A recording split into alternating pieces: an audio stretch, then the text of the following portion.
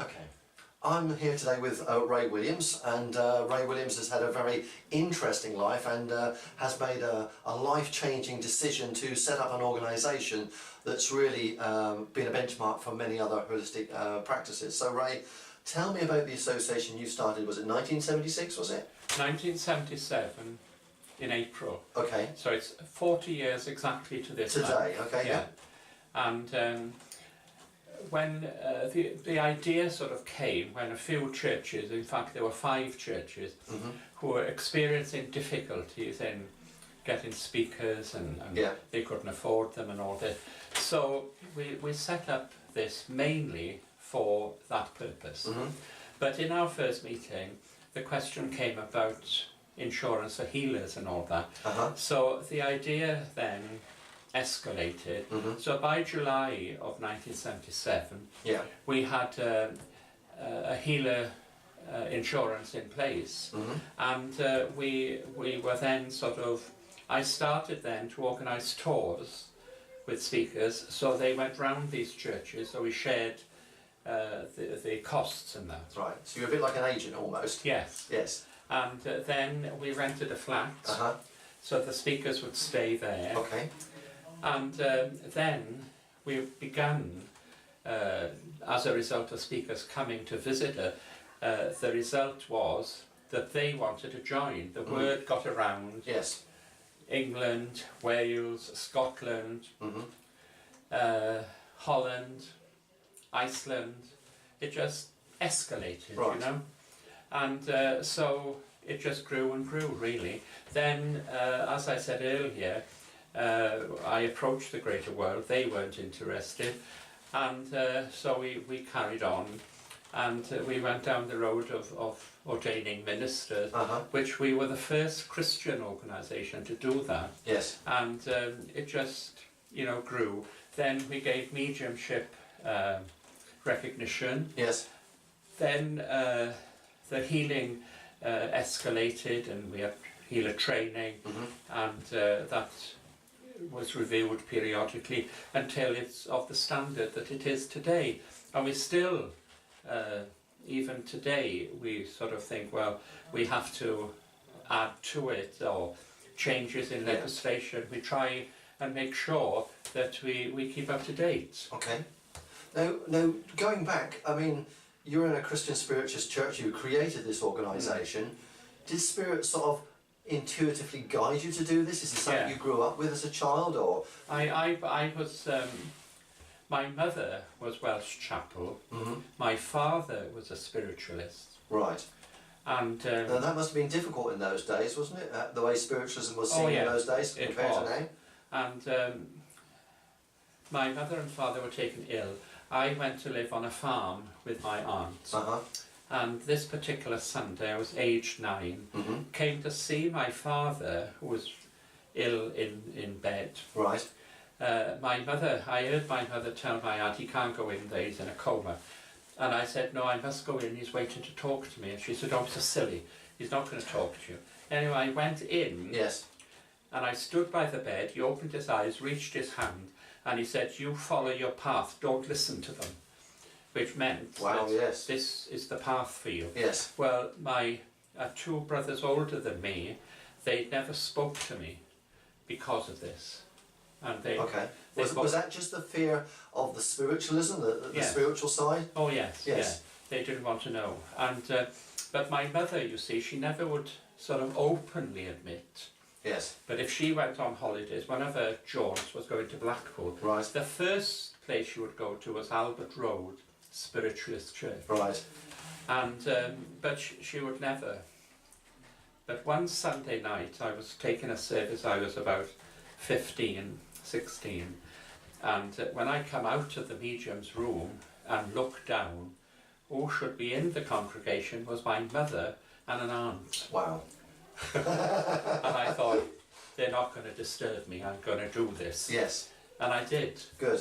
So, you know, it's but my father was one of those people that he didn't sort of really work a platform as such. Right. But if you were to say to him, oh, there's a quote in the Bible that says so and so. Yes. And he'd say to her, yes, it's book of so and so, chapter so and so. Yes. He just reeled it off, you know. Yeah. So did he grow in his time? Did he grow up in Orthodox Church? Is that something Yes, he learned? that's right. Because a lot of people cross over from that, That's excuse the right. pun, into it. His background was orthodoxy, Yeah. but then he'd stepped out of that, you see, and Right. that's why he was telling me Yeah.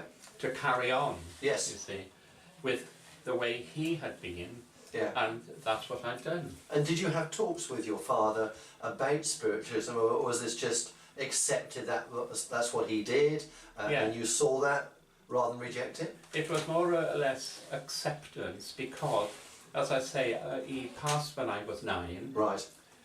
so there hadn't been a lot of opportunity. No, there wouldn't be, I suppose. So, you know, to discuss things with him. But I felt that I had to do and follow what he had advised me to do. Yes. And my father doesn't often come to me, but if I have a major problem, Yes. he'll come to me as solid as I'm looking at you. Wow. And then he'll give me a few words. And then it's yes, who's done his He'll job. advise me what Yeah. to do, and he's gone. Yeah. You know. And what about your life career, your working career? What sort of job were you doing? Were you in the medical profession? I was a nurse. Right. I did training as a psychiatric nurse, Okay. as a registered general nurse. I worked on the wards. And Right. Then I came off the wards, went into, I was a nursing officer, So then a senior nursing officer. And then, as I mentioned earlier, Yes. I went into personnel. Right. Then I was there for a while, then there was a reorganisation, and I went back into hospital life, Yes. and as a deputy director of nursing, Right. responsible for 6 hospitals. So maybe out of all that training that you've done, you've applied it to the job you've had now for the last since 1977 or Yeah. before, and that's why the structures worked Yeah. in the churches, because you set the same guidelines and rules. Oh yes, I think so. The only difference is that most of them were volunteers. That's right. But I think also that if there was a criticism from a few people, Yes. it would be that I've set too high a standard where the healer training is concerned. Yes. But I don't think that. Well, no, I think the bar has to be set all the time. That's right. Yeah, quite definitely. And I think knowledge is important to people. Yes, you know? and because you're teaching it, it's propagated out to your trainers, your area trainers, That's your right. regional trainers, and then those healing groups out and do the same thing. That's So right. it's expanded Oh, from they there. do. Yeah. Yeah. So all the years through your nursing times, were you sort of like intuitively contacted by spirit? Did you get spiritual understandings working those Oh, yeah. wards? Did you see Yeah. all energies and auras? Did you see all of those? Yes. But obviously you couldn't explain it. I think there were times. One situation I remember very, very vividly. I was working night duty and in this hospital, and the night superintendent, she was very opposed to spiritualism. Oh yes. But there was this man, and he was very ill, and the relatives had been on holidays, and they rang the ward, and I said, you must come in because your father is very ill. Yes. Well, I really got rapped over the knuckles for Yes. saying this by the night superintendent, but they came in, and by 3 o'clock that morning he was gone. Yes. So I rang her to tell her, well, she didn't know what to say, you know, but I could see the spirit moving out, Yes. you know. Yes. And I've had numerous occasions in that way, and this particular hospital I worked in, I then became the night superintendent, and I would sort of drive in. Yes. And there was, as we went down this drive, as I was driving down, I'd have this peculiar smell. Yes. And I knew someone was going to pass. Right. So you had to go around, there were 20 wards, you went round, and anyway, at the end of the 20 wards, there was no one that was really ill. Right. And I thought, it's letting me down. Anyway, the 3 o'clock round, I went round, and I was just leaving that ward, and the nurse collapsed in front of me, and she was gone. It was her, Wow. you know. So I've had wonderful evidence in that sort of sense. Yes. You know.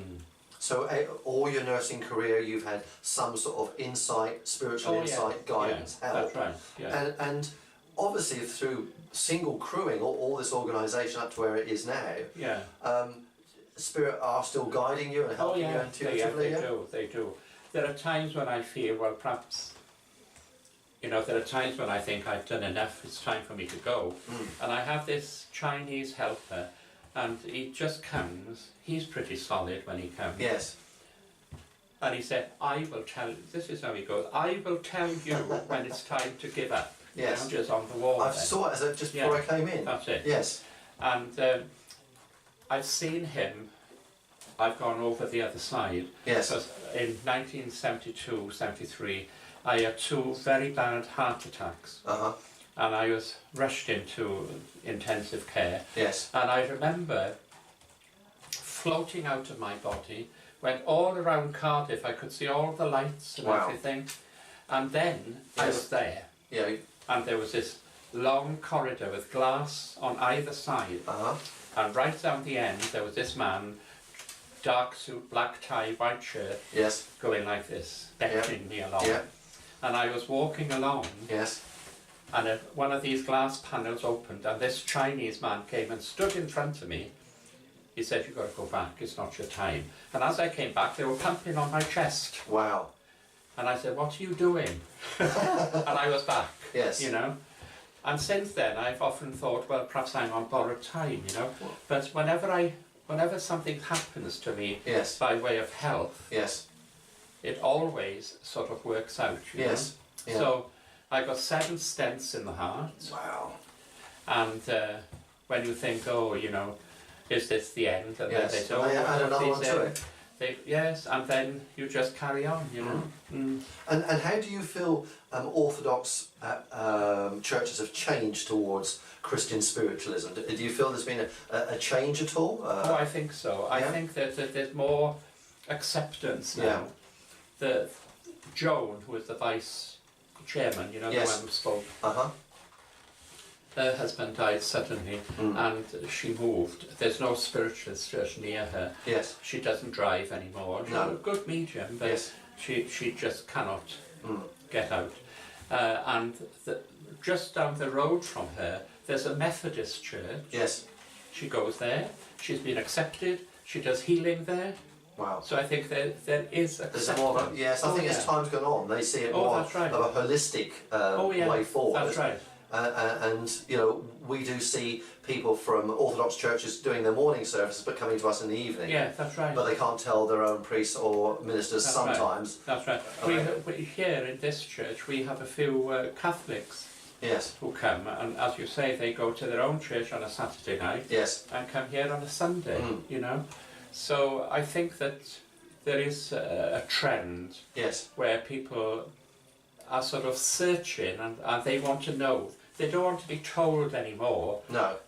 You know, the death is the end and all that. Yes. They want to find out themselves, and I think this is where mediums have got to provide the evidence. Yes. And also people like ourselves, ministers and all that, we must be prepared to give them time, you know, to answer their questions, this sort of thing. Right. So it's been an amazing career, but maybe one that you were probably aware of even at the age of 9. Yes, and going through the rest of your sort of medical career and going up the ladder through the jobs you had. And all that experience you've taken and brought to this association you started all those years ago has really been some of the reason why this foundation has lasted, where others have crumbled away. Yes, that's right. And you've relied on a lot of trust because it's just you and volunteers, this has grown to still manage it. That's right. I think when you asked about am I being still inspired in this by Spirit, I've always believed that if Spirit ordains it, then it will last. Yes. And you've got to listen to them. Yeah, but you still have a right of commitment or no commitment out of it, because that was part of your life plan, maybe. Yeah, that's right. You said, yes, that's what I'll do, but for many people, it's not quite their right time and their quite right lifetime, where they go, yeah, but I don't want to do that.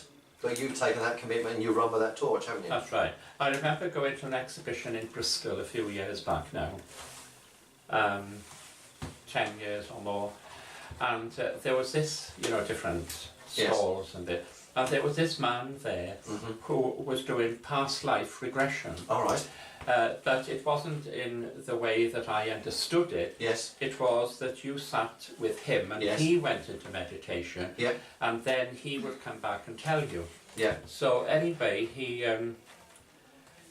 when he told me, he said, you have been 3 attempts you've made at wanting to just do the spiritual work, but he said you've also done, as he put it, medical work. Yes. But he said, now he said, the time has come when that has gone and the spiritual work is happening. Yes. And a month previous to that, I retired. Wow. So therefore, it was just the spiritual. Yeah. He was accurate, you know. And so I believe, you know, that you have to be guided. Yes, you know. and be willing to be guided. Oh yes, yes, yeah. And you're still as sharp as you were from when I met you all those years ago. Do you think so? Absolutely.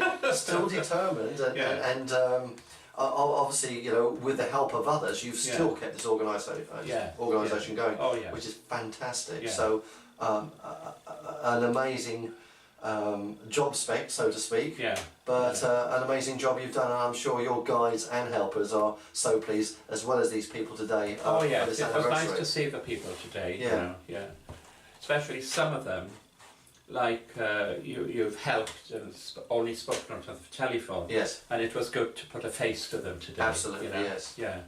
That was good. So really, thank you very much for your time. That's been absolutely brilliant. Well done.